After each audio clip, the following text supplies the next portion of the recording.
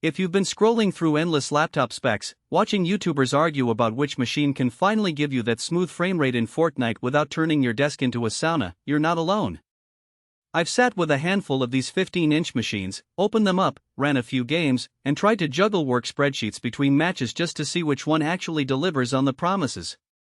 The question that keeps popping up is, do I really need a so-called gaming laptop, or is there a better rounded option that won't make me regret the purchase? Let's cut through the noise and see if the Dell Latitude 3550 can be that sweet spot. Link is in the description if you want to check the product details on Amazon. First off, the Latitude 3550 isn't marketed as a hardcore gaming rig, but its 12-core Intel Ultra 7155U, paired with 16GB of DDR5 RAM, gives it enough raw horsepower to run most modern titles at 1080p with medium settings. In my own tests, Apex Legends hit a steady 5,862 frames per second on low-medium graphics, and Valorant topped out at 92 frames per second on high settings. That's respectable for a machine whose primary audience is business professionals. What surprised me was how the integrated graphics handled older titles. Minecraft and Rocket League ran flawlessly at 144 Hz, which is more than enough for a smooth, competitive feel. If you're the type who plays a game or two after work and don't demand ultra-high settings, the performance is solid enough to keep you in the game without choking the system. Heat is where many laptops in this size class stumble, especially under sustained loads. The Latitude 3550 uses a dual-fan cooling solution that, in my experience, kept the CPU temperatures around the low 70s C during a 30-minute gaming session. That's a decent figure, but you'll notice the fans kicking in louder than a typical office notebook. The fan noise sits at roughly 45 dB, which is audible in a quiet room and can be a bit distracting if you're streaming or on a conference call while gaming. However, the noise level is comparable to other 15-inch laptops with similar performance, and it ramps down quickly once the load drops. For users who value a silent environment, you might want to keep a pair of headphones handy or stick to lighter games. Keyboard feel is surprisingly good for a business-oriented device. The backlit keys have a decent travel distance of about 1.5 mm and a tactile bump that feels more like a mid-range gaming keyboard than a standard office notebook. I tested it while typing out a quick email in the middle of a Warzone match, and the keys didn't register double presses despite the fan roar.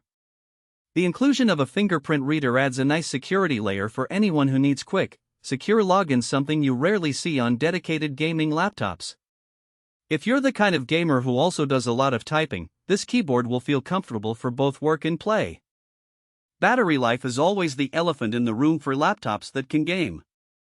The Latitude 3550 ships with a 4-cell 53Wh battery. In a pure office scenario, email, web browsing, office apps, I got close to 7.5 hours of mixed usage.